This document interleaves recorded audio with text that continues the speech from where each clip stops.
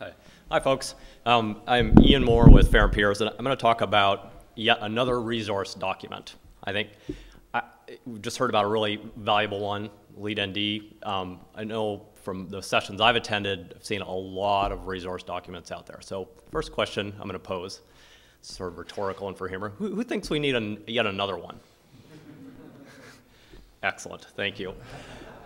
Who thinks that some ITE members, let's say your city traffic engineer, maybe the lead of your local transportation commission, who thinks they might need additional guidance when they update your comprehensive plan and its circulation network? Oh, not very many. I want to see some more hands.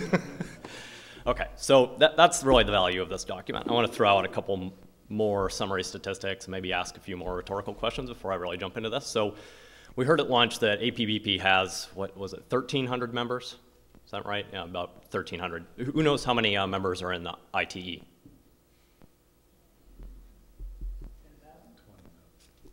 Very good guess. 18,000. So we have a lot of IT members and a lot of powerful transportation planning and engineering positions in our country. One more thing I'm going to throw out there is that all of the organizations that we've heard referenced in really even just here in our session, whether it's Congress for New Urbanism, ourselves, APBP, U.S. Green Building Council, Natural Resources Defense Council. I mean, I could go on and on. I'm going to throw one of those grenades that's also referred to as lunch. I mean, we are newcomers to this discussion about what to do with our streets and roadways, highways. I mean, really, we have a lot to say, but we're newcomers. ITE was founded in 1930. But before I go any further, I'm not here to tell you that ITE is better, greater, or should have any more influence. I think what this presentation is going to show you is that all of us newcomers, sort of the snot-nosed coalition, we have had profound influence in a very short period of time. And again, this document really shows that. So this Planning Urban Roadway Systems it's a new ITE publication.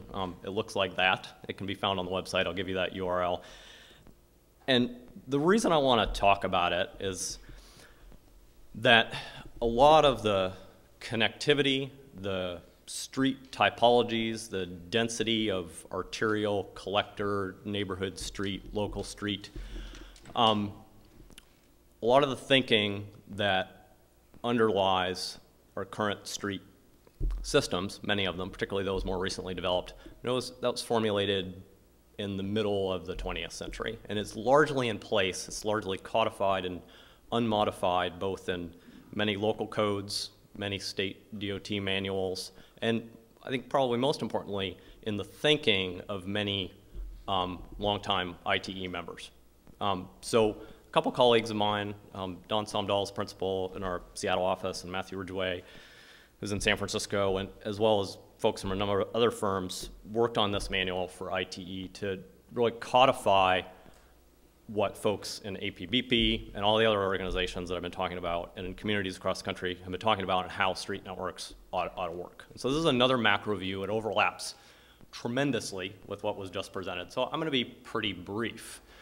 But again, the reason I want to talk about this specific document is that, again, I'll say this a bunch of times, it's an ITE publication, and it presents how to provide, and plan for, most importantly, and provide multimodal transportation networks. And it speaks directly to that sort of ITE member, city engineer, or lead planner engineer for any number of different transportation agencies, and then also longstanding transportation commission, city council, planning commission, you name it, elected or appointed official, who have been really effectively trained by what I'll call traditional street typology thinking.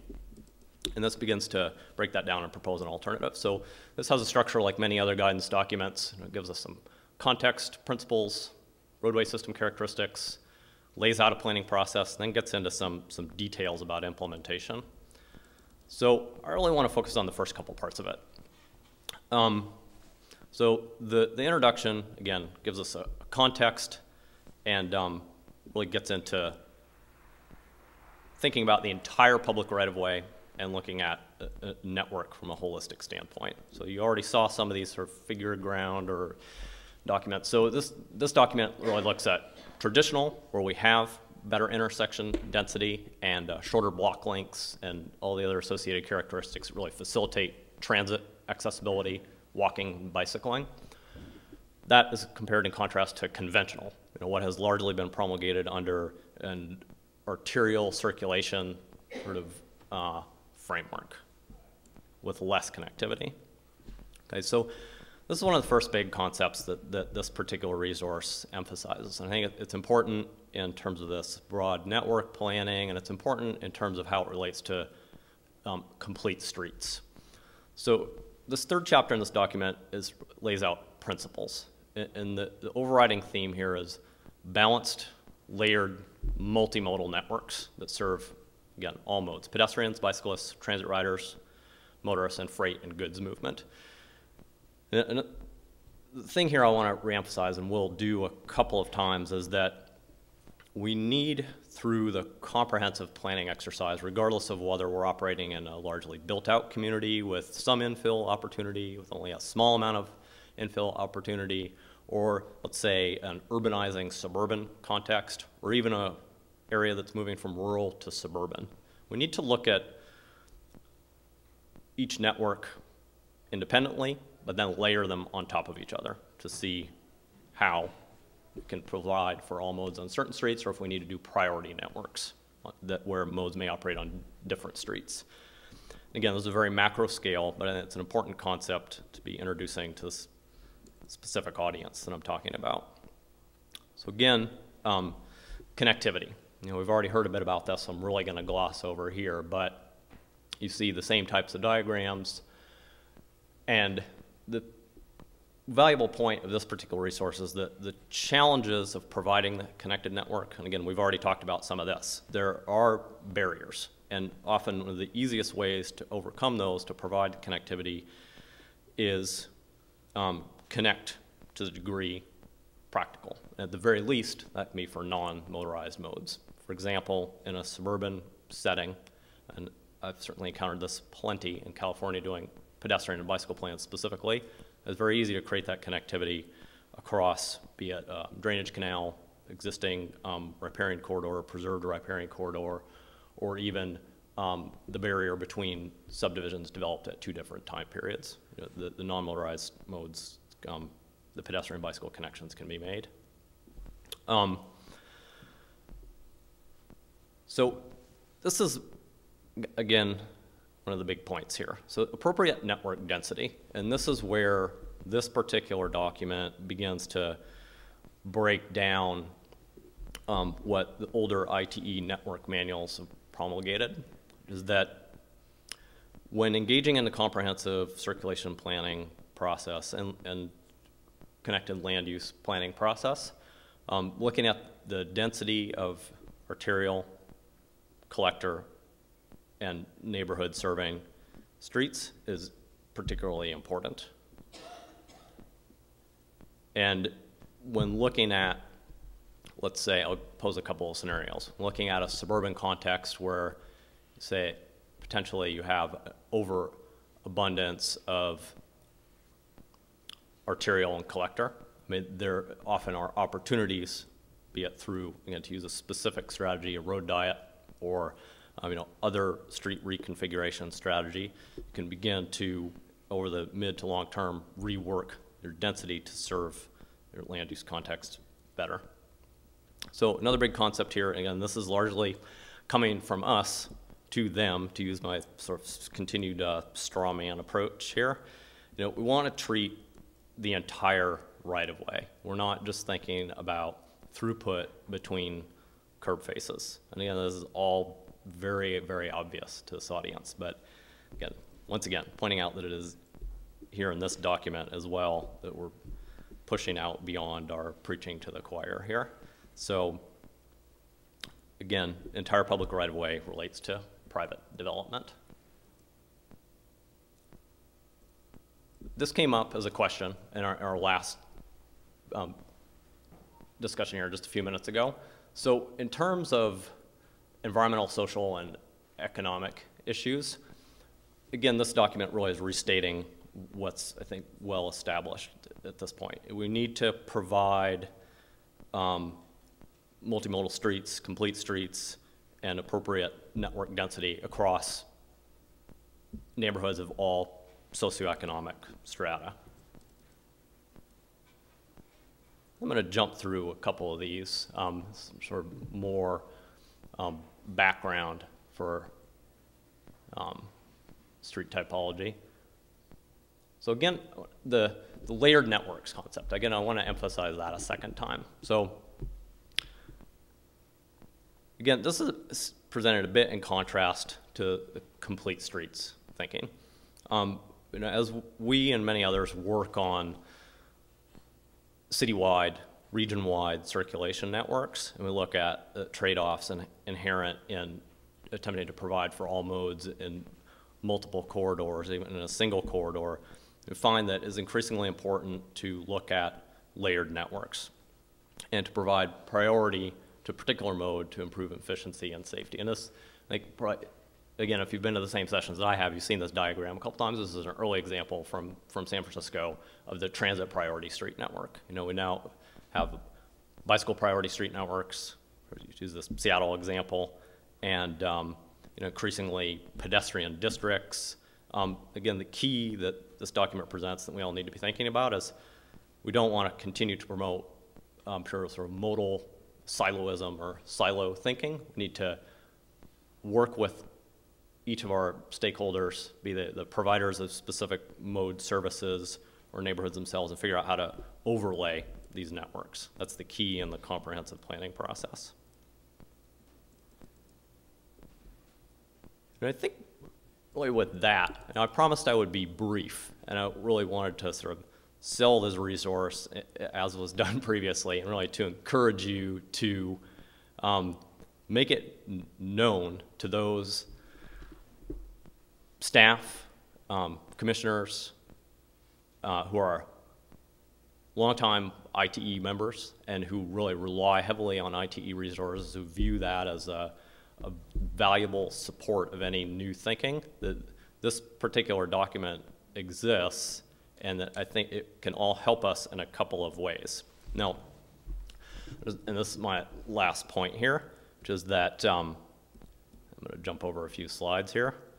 So the key point is the reason I think this is most valuable is that, and I'll use a personal example. I work on a lot of pedestrian and bicycle focused plans. And what I often come up against is that the underlying sort of general plan, or I should say the baseline general plan or comprehensive plan circulation element, has prioritized automobile circulation and in some cases transit mode, but rarely is there a baseline policy statement or a baseline sort of network planning document that gives, say, me and the stakeholders that I'm working with the sort of policy priority and right-of-way that I need to work with to provide an effective pedestrian or bicycle network. So again, with a resource like this and engaging in a current comprehensive land use and circulation planning exercise, the more we can take advantage of a resource like this, and the more easier it is going to be to implement the pedestrian and bicycle network specifically, as well as transit, obviously. So I think with that, I will make sure that these are all going to be available. So that is the direct link to get this document in the hands of your collaborators in comprehensive planning efforts. So I think with that, I'll close up the PowerPoint effort, and we can open it up for questions and move on to our next speaker. So, yes? Is this available for free online? I am sorry to say that it is not available for free. Thank you for clarifying that. I believe this particular document, I think, is about a $40 price tag. Yeah, in its hard copy form, and digital for that matter. Yeah. Other questions? Is it $40 for ITE members? Yes. Yeah, so I think for non-member price is probably, don't quote me on this, it was probably $65. Yeah, that's the general scale there. Yes? If you can go back to your point 3 slide. You know, earlier this week it talked about essentially ordering those lanes differently, put the pedestrians on top, then the bicycles, then the transit, and then probably the trucks and the autos down on the bottom. It would be really nice if we could switch that slide around. Yeah, I think, yeah, thank you for pointing that out. I mean, and that is I mean, you're talking about what is largely the accepted hierarchy, so it is a bit unfortunate that this diagram does not follow that. I completely agree. Yeah. Yes? You always hear about municipalities reverting to a conservative standard because they're worried about getting sued. Now that ITE has put out this publication, what do you think the chances are in the near future that some municipality will get sued when a pedestrian gets killed for not having adopted this standard? Well, that is a very good question. Just to take advantage of the levers that seem to work. Yeah, interestingly enough, I was recently approached by an attorney in the San Francisco Bay Area where I work about that precise scenario. I ultimately was not selected as the expert witness. Thankfully, I don't particularly enjoy that role. I have colleagues who I believe are much better at it. But it was a very specific circumstance. It was actually a quote, retirement community that had, quite frankly, both the developer and the local jurisdiction had failed to provide appropriate pedestrian infrastructure for that demographic. And guaranteed this attorney was not going to stop because I was not an adequate expert witness. And so it was proceeding, and I've heard of other similar examples. So I don't want to celebrate our litigious society. I mean, I frankly wish that is not how we solve problems, but yes, I think that is going to be a trend. Yeah. Yes? Very closely related to network density and so on is the concept of streets being barriers. You know, there's a huge difference between the 2-lane road, the 4-lane road, and the 6-lane road. And for a street to not be a barrier to pedestrians, well, it just shouldn't be 6 lanes. That's pretty simple. Maybe even shouldn't be 4. But does this book address anything like that? Like if your goal is to not exceed 4 lanes, then do something or other, or make it a goal? Yes, it does. I mean, and that discussion is present in sort of that network density chapter. It's if you have 6-lane arterials spaced at an interval that is frequently disrupting pedestrian desire lines or local or even cross neighborhood circulation. Yeah. Yeah.